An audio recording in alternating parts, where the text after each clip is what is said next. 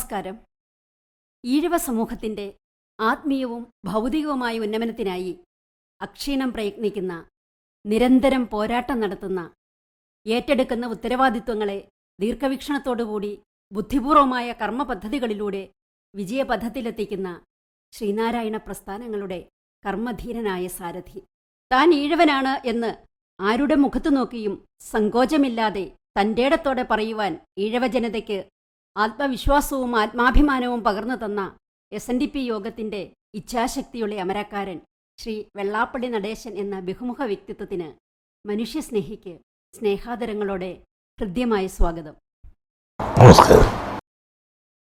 ഭൂസ്വത്തും ബാല്യക്കാരും വാഹനങ്ങളും കയർ ഫാക്ടറിയും 800-ലധികം തൊഴിലാളികളും ഇംഗ്ലണ്ടിലേക്ക് വരെ കയറ്റുമതി നടത്തിയിരുന്ന എക്സ്പോർട്ടിംഗ് ബിസിനസ്സും ഒക്കെയുള്ള ഒരു കുടുംബത്തിലെ ശൈശവ ബാല്യകാല അനുഭവങ്ങൾ ഒന്ന് പങ്കുവയ്ക്കാമോ? എൻ്റെ അച്ഛൻ വളരെ കർക്കശക്കാരനായിരുന്നു. എൻ്റെ അച്ഛന് പ്രധാന ബിസിനസ് എന്ന് പറഞ്ഞാൽ കയറുൽപ്പന്നങ്ങൾ വിദേശത്തേക്ക് കയറ്റി അയക്കുക. 800 തൊഴിലാളി ഉണ്ടായിരുന്നു. അതിൽ ഫുൾ ടൈം അതിന് ബന്ധപ്പെട്ട് നടക്കുകയും, അമ്മയാണെങ്കിൽ ഞങ്ങളുടെ മക്കളെല്ലാം നോക്കണം. മാത്രമല്ല, ഞങ്ങളുടെ ജന്മം നോക്കി എൻ്റെ അമ്മ 10 പ്രസവിച്ചു. 2 ഡബിളാണ്. അവ 12 മക്കളാണ്. 6 ആണും 6 പെണ്ണും. ഈ മക്കളെല്ലാം നോക്കുക. അതോടൊപ്പം തന്നെ ഒരുപാട് പുരയിടങ്ങൾ അച്ഛൻ വാങ്ങിച്ചു. ഈ വാങ്ങിച്ചു കൂട്ടുന്ന പുരയിടങ്ങളിലെല്ലാം വേല ചെയ്യിക്കുക, തേങ്ങ ഇടിക്കുക, തെങ്ങ് വയ്ക്കുക, കുളം വെട്ടുക, മട്ടൽ താങ്ങുക, പുറം പുരയിടം കിളയ്ക്കുക, ഇതെല്ലാം അമ്മയുടെ സൂപ്പർവിഷനാണ്. അമ്മ അവിടെ പോകേണ്ട കാര്യമില്ല. അതിനുള്ള ആളുകളൊക്കെ വെച്ചിട്ടുണ്ട്. ഇതെല്ലാം അമ്മയുടെ നിയന്ത്രണത്തിലാണ്. ഇങ്ങനെ അമ്മയ്ക്ക് നല്ല ടൈറ്റ് ജോലിയുണ്ട്. ഇങ്ങനെയുള്ളൊരു ജീവിതമായിരുന്നു. പക്ഷേ അച്ഛൻ വളരെ കർക്കശക്കാരനാണ്. പ്രത്യേകിച്ചും മക്കൾ എന്ന് പറഞ്ഞാൽ കൃത്യമായിട്ട് സ്കൂളിൽ നിന്ന് വരിക എന്ന് പറഞ്ഞാൽ, ഞങ്ങളിപ്പോൾ താമസിക്കുന്ന സ്കൂളും വീടുമായിട്ട് ഇന്നത്തെ നിലയിൽ 1 കിലോമീറ്റർ അകലമുണ്ട്. Primary school. ആ 1 കിലോമീറ്റർ നടക്കാൻ സമ്മതിക്കില്ല. അടുക്ക് പാത്രത്തിനകത്ത് ചോറ് കൊടുത്ത് അങ്ങോട്ട് വിടും. ആ വീട്ടിൽ ചെല്ലുമ്പോൾ അത് കൊണ്ടുവന്ന് സ്കൂളിനടുത്തുള്ള ഒരു വീട്ടിൽ വെച്ച് ഞങ്ങളെല്ലാം ഭക്ഷണം കഴിച്ചോളും. എന്നിട്ട് അടുക്ക് പാത്രം കൊണ്ടുപോയിക്കോളും. അങ്ങനെ ഈ 1 കിലോമീറ്റർ നടന്നു വന്ന് വീട്ടിൽ നിന്ന് കഴിക്കാവുന്നതാണ്. എന്നാൽ പോലും സമ്മതിക്കില്ല. അങ്ങനെ വളർന്ന്, മാത്രമല്ല ഹൈസ്കൂളിൽ വന്നപ്പോഴാണെങ്കിലും ഹൈസ്കൂളിൽ നിന്ന് പഠനം കഴിഞ്ഞ് പഠിക്കാൻ വീട്ടിൽ നിന്ന് 1 ഫർലാങ്ങില്ല. എൻ്റെ വീടും സ്കൂളും തമ്മിൽ തന്നിരിക്കുന്നത് 5 മിനിറ്റാണ്. സ്കൂൾ വിട്ടാൽ 5 മിനിറ്റിനുള്ളിൽ വീട്ടിൽ വന്നിരിക്കണം. ഫുട്ബോൾ കളിച്ചാലെന്ന് പറഞ്ഞാൽ മന്തൂര് വന്നു. അങ്ങനെ ഒരു കർക്കശക്കാരനായ അച്ഛൻ. തെറ്റ് കണ്ടാൽ അടി ഉറപ്പാണ്.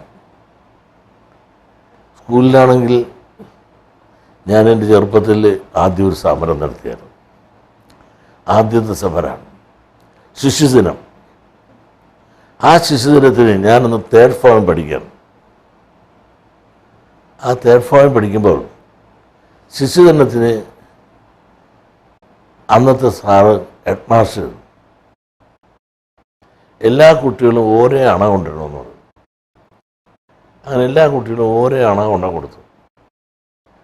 അന്നേ ദിവസം സാറ് എല്ലാവർക്കും കൊടുക്കാനായിട്ട് ബിസ്ക്കറ്റ് നല്ലപോലെ കരുതി. ശിശുദിന പരിപാടികളെല്ലാം കഴിഞ്ഞ് വന്നപ്പോൾ ബിസ്ക്കറ്റ് വിതരണം നടത്തിയപ്പോൾ ആ ബിസ്ക്കറ്റ് ഞാൻ ബഹിഷ്കരിച്ചു. ഞാനിന്ന് മിഡ് സ്കൂളിലാണ്. അച്ഛൻ്റെ അനന്തരം ഹൈസ്കൂളിലുണ്ട്. ഞങ്ങൾ 2 മിഡ് സ്കൂളിലെ സമര നേതാവ് ഞാൻ, എൻ്റെ അച്ഛൻ്റെ അനന്തരം ചെല്ലപ്പം വൈദ്യരെന്ന് പറയും, പുള്ളി ഹൈസ്കൂളിൽ. കാരണം മറ്റൊന്നുമല്ല, ഈ 1 പിരിക്കണമോ 2 പിരിക്കണമോ എന്ന് ഞങ്ങളോടൊന്ന് ആലോചിച്ചോ. പിന്നെ ബിസ്ക്കറ്റ് മേടിക്കണോ നാരങ്ങ മിഠായി മേടിക്കണമെന്ന് നാരങ്ങ മിഠായിയൊക്കെ ഉള്ള കാലമാണ്. ഇതിനേക്കാൾ നല്ലതാണ് നാരങ്ങ മിഠായി. അപ്പോൾ നാരങ്ങ മിഠായി മേടിക്കണോ ബിസ്ക്കറ്റ് മേടിക്കണോ എന്ന് ആലോചിക്കാതെ ഏകപക്ഷീയമായി ഹെഡ് മാസ്റ്റർ മാധവൻ സാറ് അദ്ദേഹം തീരുമാനിച്ച് നടപ്പാക്കിയുള്ള പ്രതിഷേധമാണ് ആ വാങ്ങിച്ച ബിസ്ക്കറ്റുകളൊന്നും ആരും കഴിക്കാൻ പാടില്ല എന്നൊരു പ്രഖ്യാപനം നടത്തി. സമരത്തിൽ ഞങ്ങൾ 100% വിജയിച്ച്. ഒറ്റ കുട്ടികളും കഴിച്ചില്ല. അന്നേ തുടങ്ങി സമരം. പക്ഷേ സമരം ജയിച്ച് അടി കിട്ടുകയും ചെയ്തു. ആ ഭാഷയൊന്ന് വീട്ടിൽ പറഞ്ഞു അച്ഛനോട്, ഇങ്ങനൊരു കാര്യം ഉണ്ടായി. ഒന്ന് നടേശൻ ഹൈസ്കൂളിലും നടേശൻ മിഡിൽ സ്കൂളിലും അനന്തരവൻ ഹൈസ്കൂളിലും എന്നെ അപമാനിച്ചു. ആ ബിസ്ക്കറ്റ് ആരും തന്നില്ല. ഞാനിത് പാർക്ക് ചെയ്യാനാണ്, എൻ്റെ വീട്ടിൽ പശുവിന് കൊടുക്കാനൊക്കെ. എന്നിട്ടപ്പോൾ അച്ഛൻ വിളിച്ച്, ശരിയാണെന്ന് ചോദിച്ചു. ശരിയാണ്. അവിടെ ഒരു ഇരുമ്പ് തൂണ് പെരയുടെ ഇപ്പോൾ സപ്പോർട്ട് കൊടുക്കുന്നത് ഇരുമ്പ് തൂണിനാണ് നിൽക്കുന്നത്. അവിടെ കെട്ടി നിർത്തി നല്ല അടി തന്നു. അത് ആദ്യത്തെ സമരം ഞാൻ ജയിച്ച്, പക്ഷെ അടിയും കിട്ടി. അങ്ങനെ വളരെ കർക്കശമായ ജീവിത സാഹചര്യത്തിൽ ഒരു സിനിമ കാണാൻ പോലും അനുവദിക്കാറില്ല അച്ഛൻ. വളരെ നാൾ ഒരു കൊല്ലമെങ്കിലും അമ്മയുടെ പുറകെ ഇങ്ങനെ നടന്ന് വരുമ്പോൾ അവസാനം പറയും, ആ ശരി ഇന്ന് വയ്ക്കുമെന്ന് പറയും. അന്ന് പോയാലും കസേരയ്ക്കിരിക്കാനുള്ള പൈസ തരത്തില്ല. അന്ന് തറ ബെഞ്ച് കസേരയാണ്. തറ എന്ന് പറഞ്ഞാൽ മണ്ണാണ്. ബെഞ്ച് ഇപ്പോൾ ബെഞ്ചിൽ പോയിരുന്നുണ്ടോളൂ, കസേര ഇരിക്കാൻ പൈസ തരുന്നില്ല. അതിന് പറഞ്ഞത് അതിനകത്ത് മൂട്ടേണ്ടെന്ന് പറയും. എന്തുമാകട്ടെ, സിനിമ കാണാൻ പോലും വേണ്ടത്ര ഒരു പ്രോത്സാഹനം തന്നിട്ടില്ല.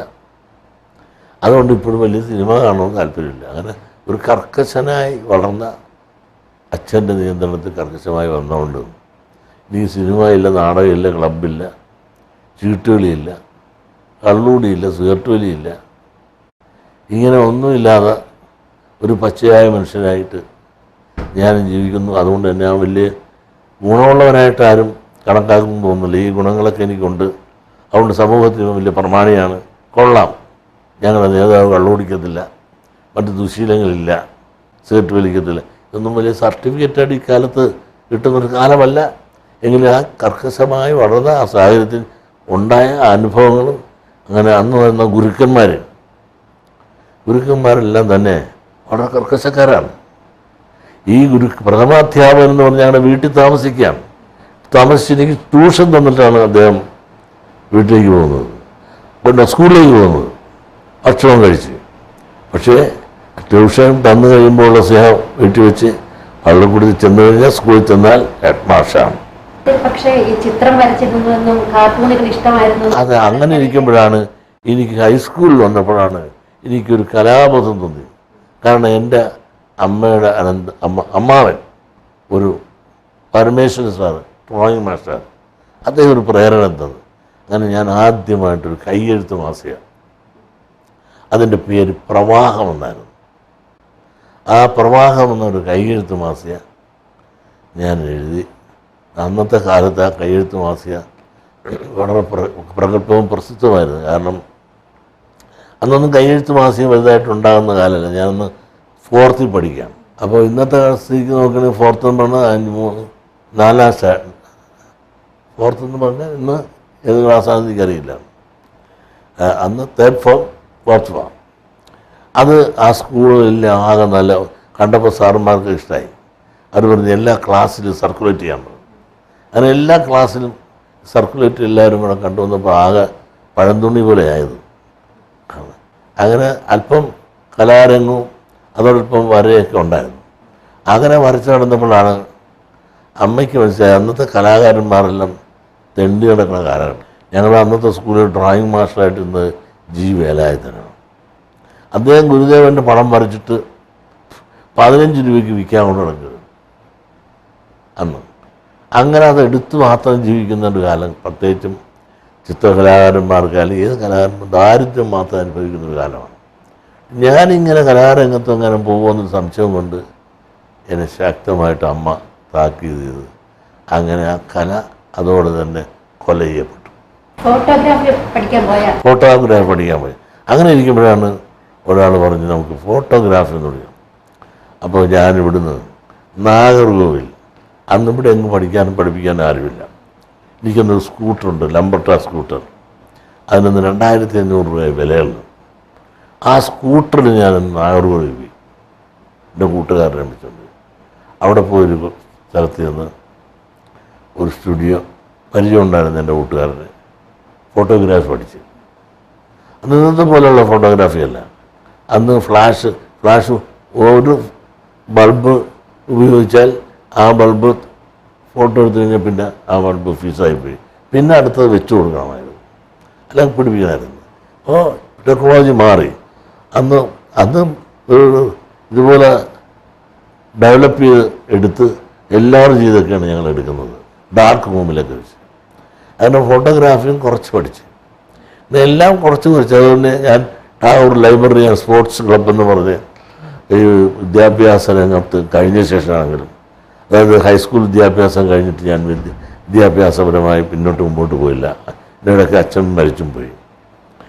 അപ്പോൾ വീട്ടുകാരുമായിട്ട് നിന്നപ്പോൾ ഞാൻ അങ്ങനെയാണ് Tagore library and sports club ഞാനിവിടെ സ്ഥാപിച്ചു.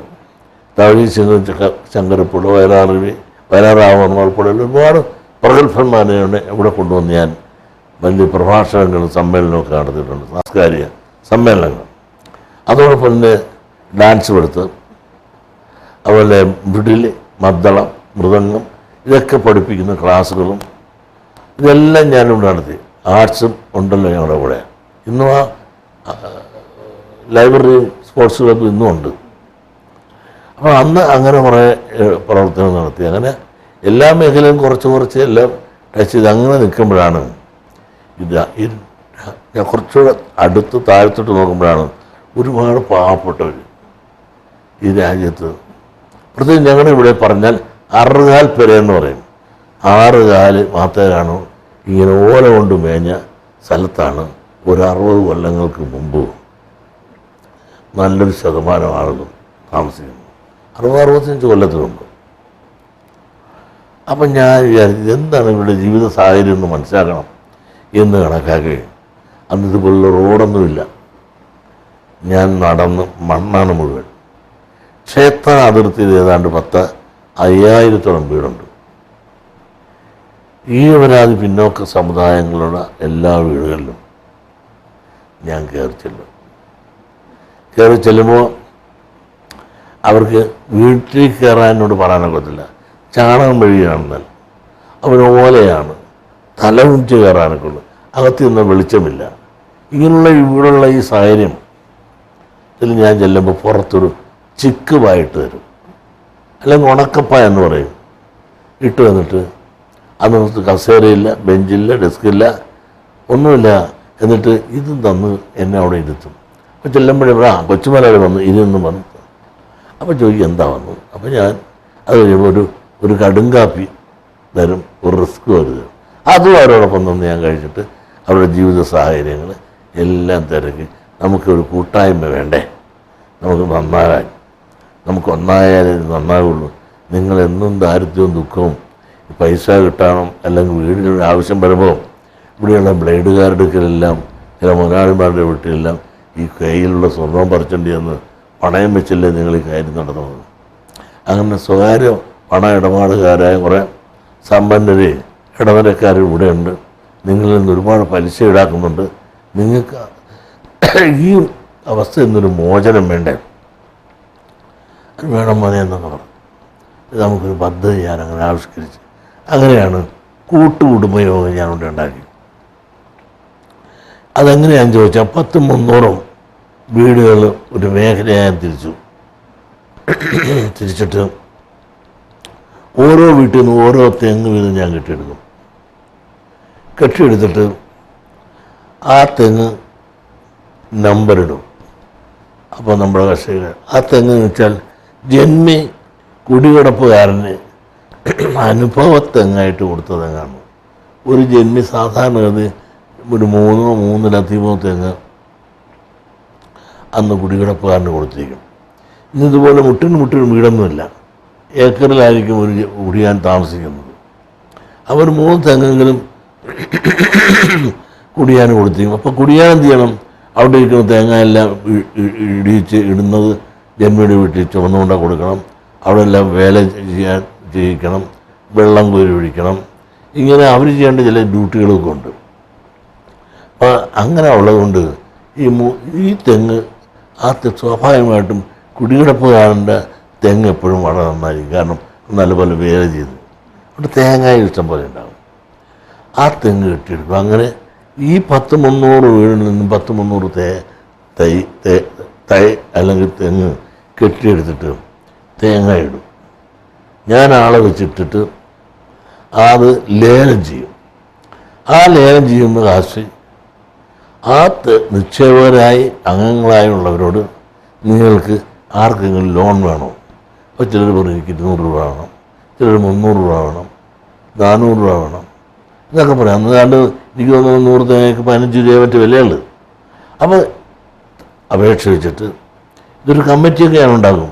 ഈ 300 വീട്ടുകാരിൽ നിന്ന് പൊതുവം കൂടി വന്നൊരു കമ്മിറ്റി ഉണ്ടാക്കി ആ ഗ്രാമസ്വരാജ് സമിതി എന്നൊക്കെ പേരൊക്കെ ഇടും ആ സമിതിക്ക്. അങ്ങനെ ഈ 1.5 പഞ്ചായത്ത് ഇതുപോലുള്ള കെട്ടുതെങ്ങ് നിക്ഷേപത്തിൻ്റെ സൊസൈറ്റികൾ പോലെ സമുദായത്തിൻ്റെ അംഗങ്ങളുടെ ഒരു കൂട്ടായ്മ ഉണ്ടാക്കി അവർക്ക് സാമ്പത്തിക സഹായം അടുത്ത കൊടുക്കുമ്പോൾ ഒരു തെങ്ങ് കൂടെ അവരുടെ വെട്ടിയെടുക്കും കടത്തിന്. അതും കയറിയെടുക്കും.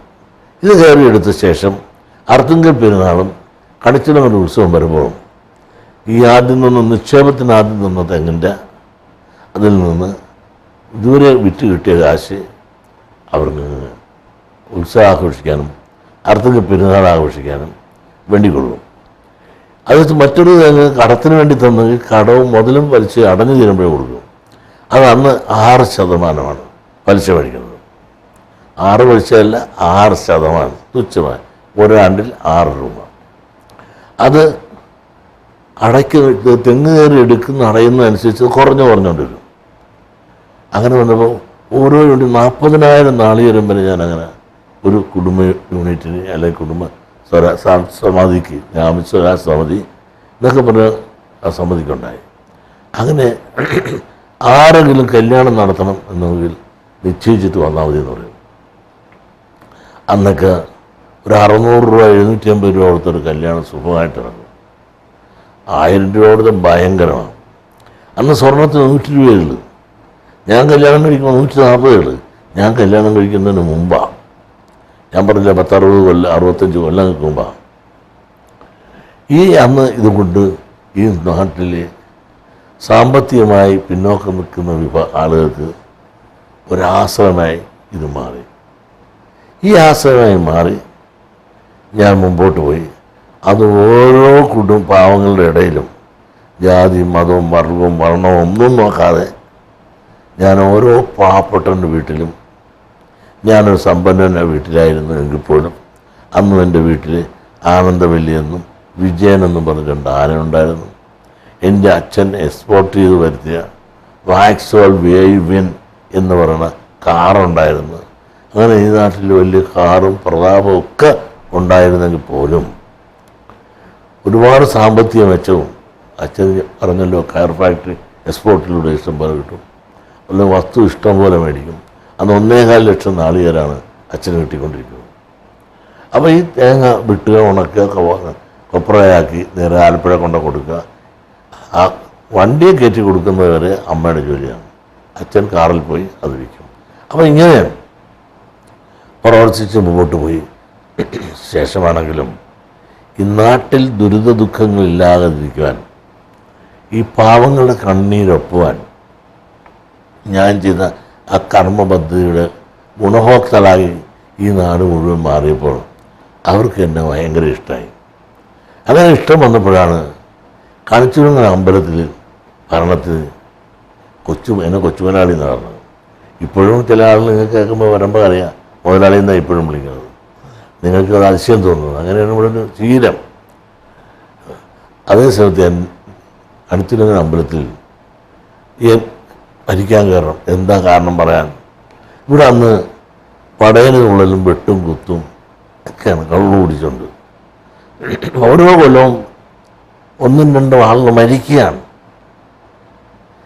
അമ്പലം ഉത്സവം എന്ന് പറഞ്ഞാൽ സന്തോഷത്തോടും ഉത്സാഹത്തോടു കൂടി അത് ആചരിക്കുകയും അനുഭവിക്കുകയും ചെയ്യേണ്ടതിന് പകരം വീട്ടിൽ നിന്ന് ഭർത്താവ് അമ്പലപ്പുറത്ത് പറമ്പിലേക്ക് പോയാൽ പുറകെ ഭാര്യയും മക്കൾ വരികയാണ്. കാരണം എപ്പോഴാണ് തല്ലുകൊണ്ട് വീഴുമെന്ന് അറിയാനും പറ്റില്ല. നാട്ടിൽ തന്നെ പറയണത് തന്നെ വൈരാഗ്യം കൊണ്ട് അടുത്ത കൊല്ലം നിങ്ങളുടെ ഉത്സവത്തിന് പടയലിക്കേണ്ടവളാണെന്ന് കണിച്ചുളങ്ങര. അങ്ങനെ എല്ലാ വൈരാഗ്യങ്ങളും ഓരോ ആണ്ടിലും തീർക്കുന്നത് കണിച്ചുളം ഉത്സവത്തിനാണ്. ഇതൊരു ഭീകരാവസ്ഥയാണ്.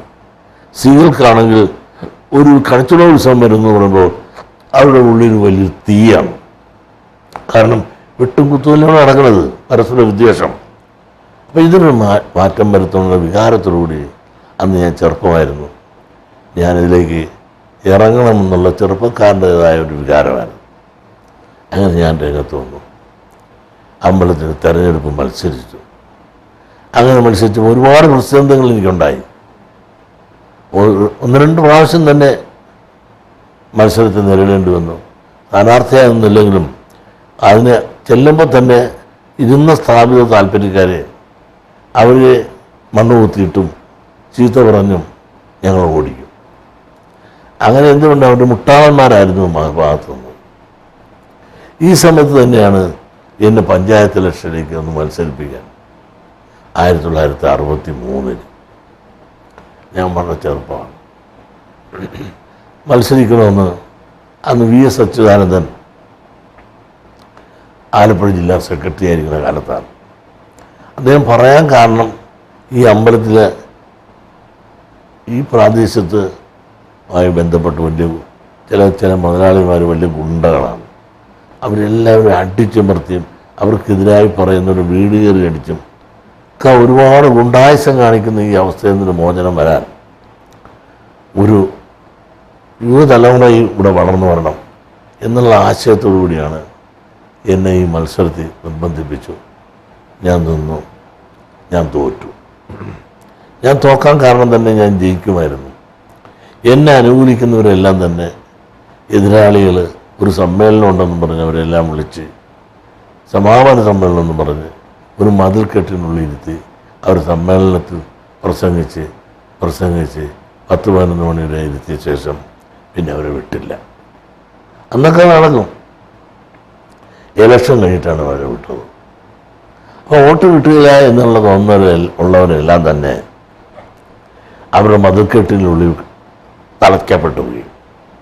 അങ്ങനെ അന്ന് ഞാൻ 16 വോട്ടിന് തോറ്റുപോയി. അതിനുശേഷമാണ് കണിച്ചുളങ്ങര 64 തെരഞ്ഞെടുത്ത് വന്നപ്പോൾ ഞാൻ മത്സരിച്ച് ഈ കളവുള്ളവരും അനാചാരങ്ങൾ നിർത്താൻ. ഇവിടെ കോഴിവെട്ടുണ്ട്, ആടുവെട്ടുണ്ട്, അതുപോലെ തന്നെ അനാചാരങ്ങൾ പലതുമുണ്ട്. ഇത് നിർത്തണം എന്നുള്ളൊരു വലിയൊരു വികാരത്തോടു കൂടി 64 മാറ്റങ്ങൾക്ക് വേണ്ടിയിട്ട് പ്രത്യേകിച്ചും കള്ളുകളിൽ അവസാനിപ്പിക്കുക എന്നുള്ളതാണ് പ്രധാന ലക്ഷ്യം. ആ ലക്ഷ്യത്തോട് മുദ്രാവാക്യമായി മുമ്പോട്ട് പോയപ്പോൾ സ്ത്രീ സമൂഹങ്ങളെല്ലാം എനിക്ക് ഭയങ്കര സപ്പോർട്ട് തന്നു. പുരുഷന്മാർ ഒറ്റപ്പെട്ട് എതിരായി.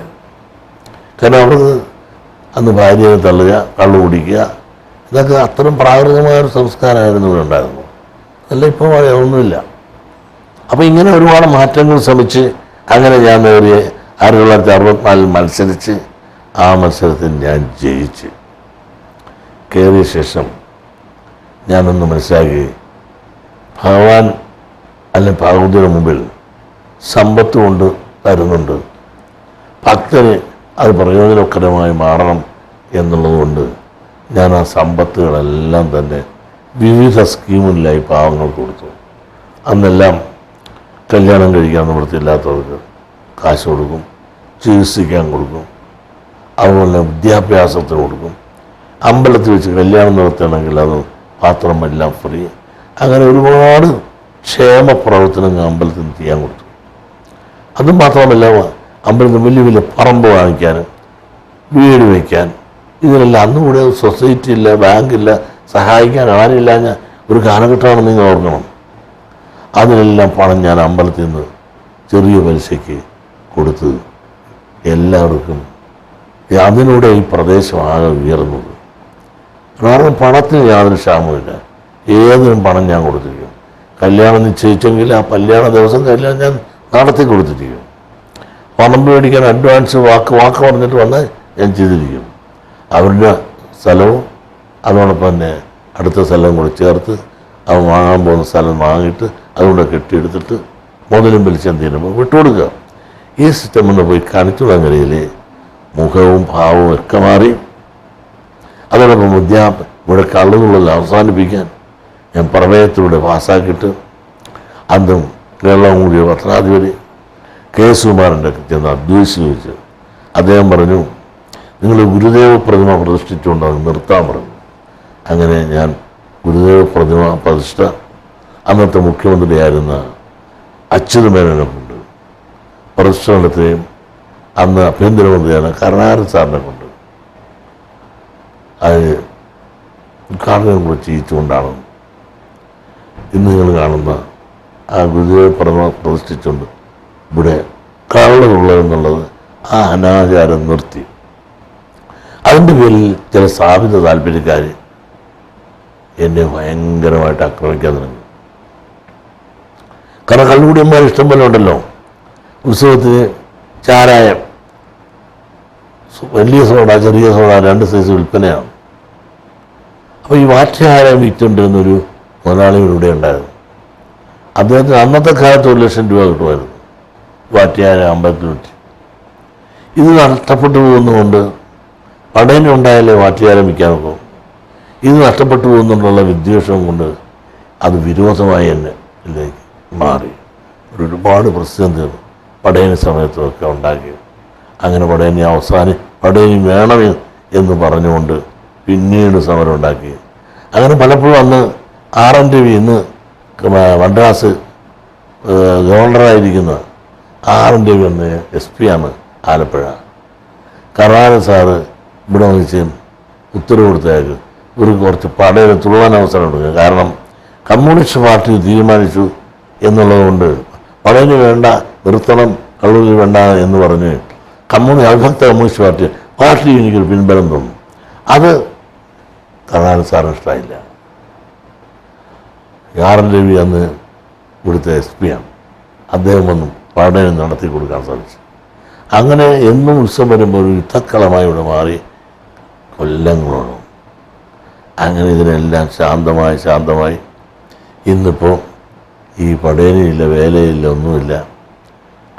കച്ചേരിയൊക്കെ വെച്ച് 21 ദിവസം, ഇതിന് മുമ്പ് ഒന്നും അതില്ല, 3 ദിവസം ഉണ്ടായിരുന്നു. ഇപ്പോൾ 21 ദിവസം ശാന്തമായിട്ടും സുന്ദരമായിട്ടും നല്ല പരിപാടികളോടുകൂടി ഉത്സവം നടക്കുന്നു.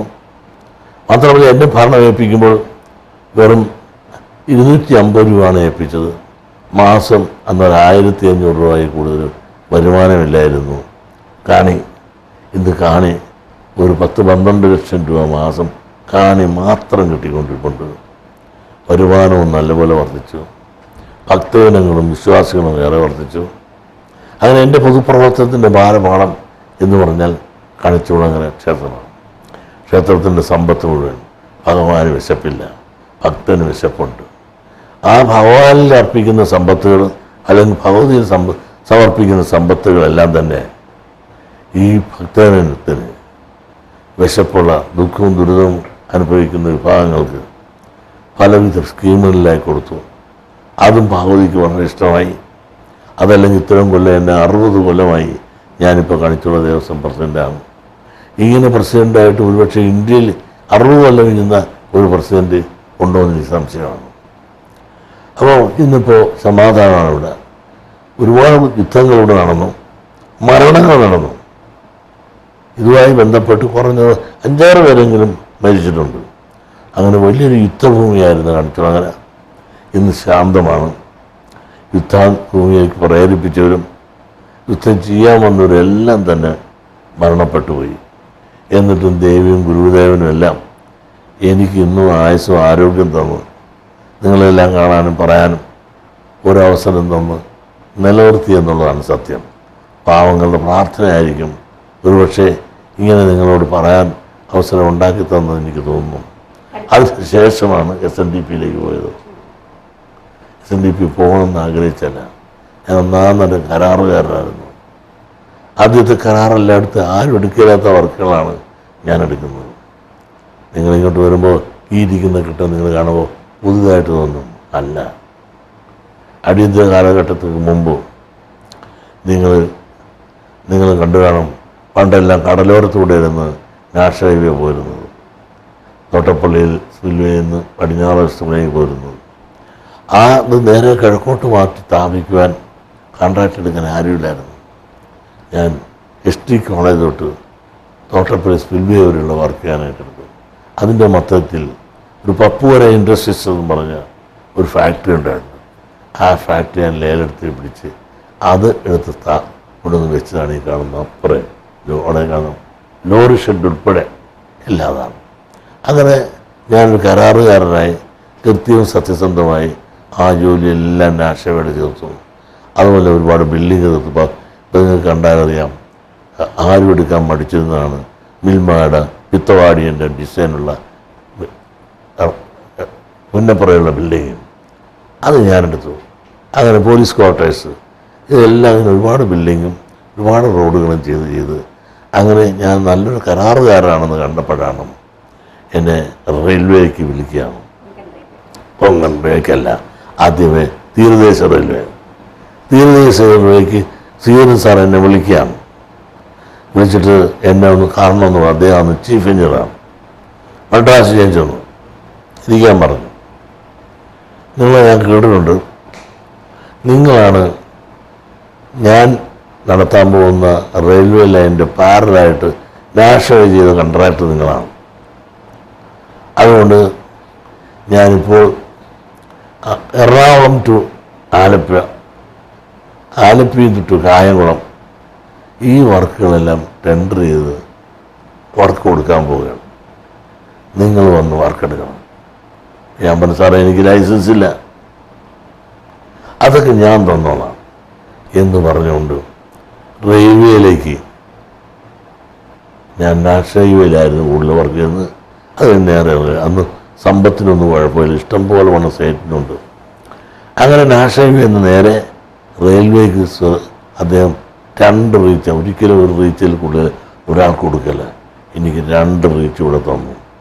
ഞാനത് വൃത്തിയായിട്ട് പണിത് തീർത്തു.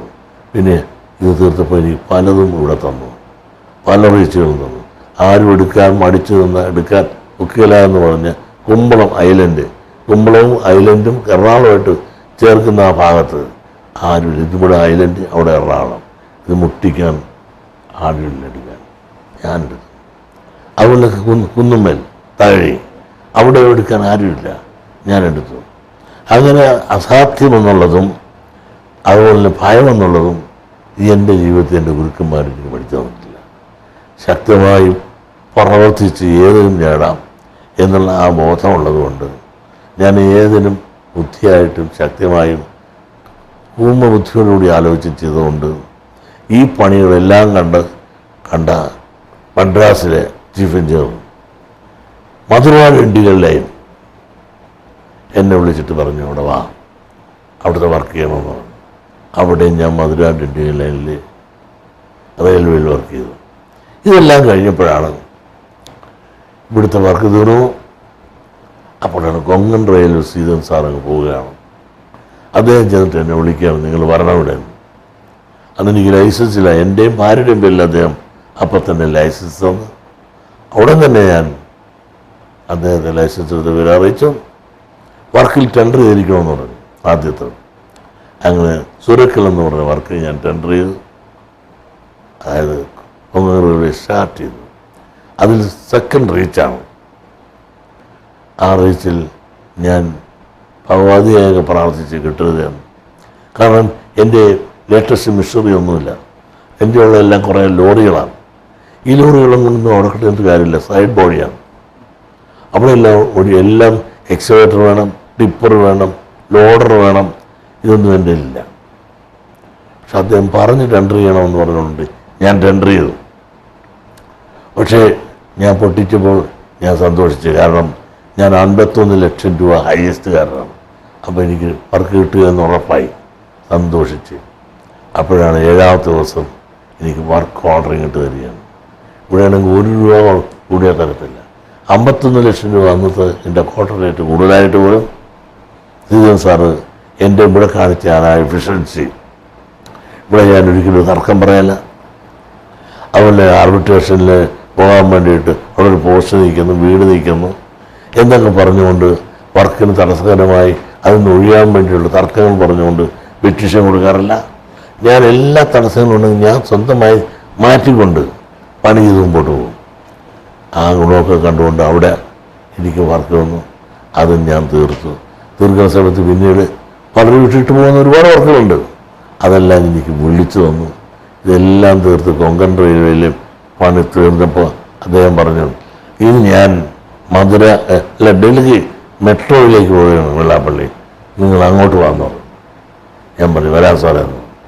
അങ്ങനെ ആ സമയത്താണ് ഈ SNDP യോഗത്തിൽ പെട്ടുപോയത്.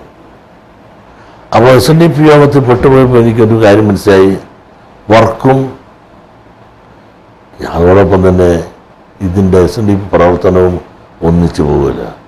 കാരണം പ്രസിദ്ധങ്ങളും പ്രയാസങ്ങളും എന്നെപ്പറ്റി കള്ളൻ, കള്ളൂടിയൻ, കുടവയറൻ, മലയാളം പോലും പറയാൻ അറിയാൻ പാടില്ലാത്തവൻ, ഒരു സംഘാടനമല്ലാത്തവൻ എന്നൊക്കെ പറഞ്ഞ് ഒരുപാട് വിമർശനങ്ങളും ചീത്തകളും എന്നോട് വന്നപ്പോൾ ഞാൻ ഫുൾ ടൈം സംഘടനയിൽ നിന്ന് പ്രവർത്തിച്ചില്ല എങ്കിൽ പ്രത്യേകിച്ചും ഞാൻ തീ കുരുത്താണ്.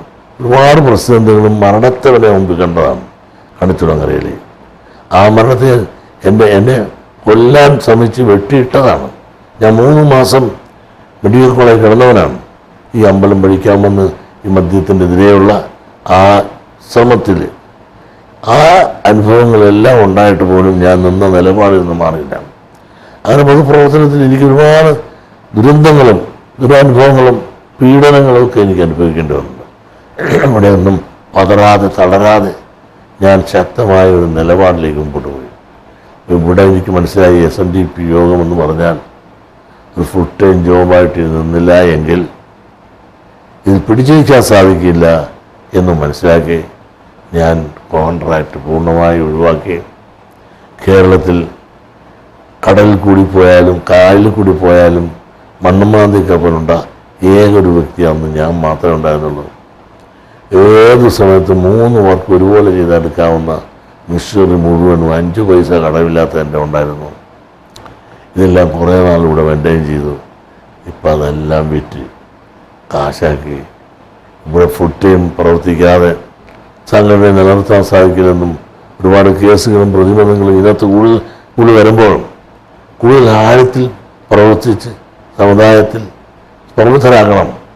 മാത്രമല്ല ഞാൻ അമ്പലം ഭരണത്തിലുണ്ടായ കാലത്ത് നടത്തിയ കുമ്മയോട്ടൂണിനെ അവിടുത്തെ സാധാരണക്കാരെ ഉയർത്താൻ ശ്രമിച്ച അതേ ശൈലിയും മൈക്രോ ഫൈനാൻസിനോട് സാധാരണക്കാർക്ക് പണം കൊടുത്ത് സമൂഹത്തെയും സമുദായത്തെയും വളർത്തേണ്ടത് ആവശ്യമാണെന്നും വിദ്യാഭ്യാസപരമായും സാംസ്കാരികമായും സാമ്പത്തികമായും രാഷ്ട്രീയപരമായും എല്ലാം സമുദായം വളരെ പുറകാണെന്നും ഉള്ള തിരിച്ചറിവുകൊണ്ട് സാമ്പത്തികമായ ഉയർച്ചയ്ക്ക് വേണ്ടി സമുദായത്തെ വളർത്താനും ഉയർത്താനും വേണ്ടിയാണ് ഞാൻ മൈക്രോ ഫൈനാൻസ് ഇന്നിപ്പോൾ കോടാനുകോടി കൊടുത്തെങ്കിലും അന്നെല്ലാം എടുക്കാൻ ഇഷ്ടംപോലെ ആളുണ്ടെങ്കിൽ ഇന്നിപ്പോൾ ഇസ്താദ് എന്നൊക്കെ പറഞ്ഞ് ഒരുപാട് കറക്ക് കമ്പനികൾ വന്ന് വൻ പലിശയ്ക്ക് ഇന്ന് സ്ത്രീകൾക്ക് കൊടുക്കുന്നുണ്ട്. അവരതിൻ്റെ അപകടം മനസ്സിലാക്കുന്നില്ല. ഇന്നും കുറഞ്ഞ പലിശയ്ക്ക് കൊടുക്കാൻ SNDP യോഗം തയ്യാറാണെങ്കിൽ പോലും നമ്മുടെ ആളുകൾ വേണ്ടത്ര എടുക്കുന്നില്ല എന്ന ദുഃഖസത്യം പറയാതിരിക്കാൻ നിവൃത്തിയില്ല. അങ്ങനെ ഒരുപാട് ജീവിതത്തിൽ ഒരുപാട് പ്രതിബന്ധങ്ങളും പ്രയാസങ്ങളും അത് ചുരുക്കം പറഞ്ഞ മരണത്തെ വരേൻ്റെ മുമ്പിൽ ഞാൻ കണ്ടിട്ടുണ്ട്. അങ്ങനെ പ്രവർത്തിച്ച് ഇവിടം വരെ എത്തി. കാരണം പൊതുപ്രവർത്തനവും വ്യവസായം ഒന്നിച്ചു പോകാൻ സാധിക്കില്ല എന്ന് വന്നതോടുകൂടി ഞാൻ വ്യവസായം പൂർണ്ണമായും അവസാനിപ്പിച്ചുകൊണ്ട് ഇന്ന് സമൂഹത്തിനും സമുദായത്തിനും പ്രവർത്തിക്കാൻ ഫുൾ ടൈം അതിലേക്ക് സമയം കണ്ടെത്തി പ്രവർത്തിച്ചുകൊണ്ടിരിക്കുന്നു. അങ്ങനെ പ്രവർത്തിക്കാതെ ഇന്ന് SNDP യോഗത്തിൽ നിലനിൽക്കാൻ സാധിക്കില്ല എന്ന് തിരിച്ചറിവുകൊണ്ട് തന്നെ ആർക്കും എപ്പോഴും എന്നെ വിളിക്കാനും കാണാനും വർത്തമാനം പറയാനും അവരുടെ പ്രശ്നങ്ങൾ കേൾക്കാനും കേട്ട ശേഷം എന്നെ കൊണ്ടൊക്കുന്ന കാര്യങ്ങൾ ചെയ്യാനും അന്നും ഇന്നും ഞാൻ ശ്രമിച്ചുകൊണ്ടിരിക്കുന്നു.